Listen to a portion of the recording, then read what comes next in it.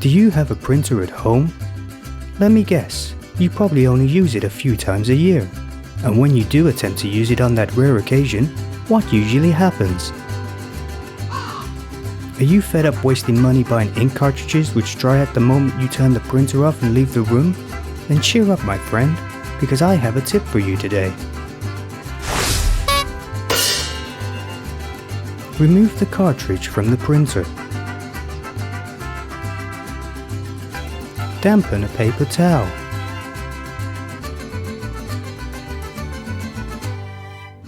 Place the cartridge on top of the damp paper towel.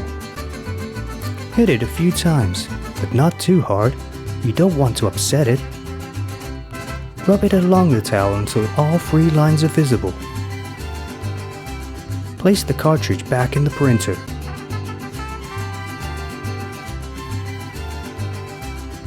Then print your document. If this has prevented you from taking a baseball bat to your printer, then please like and subscribe and have a wonderful day.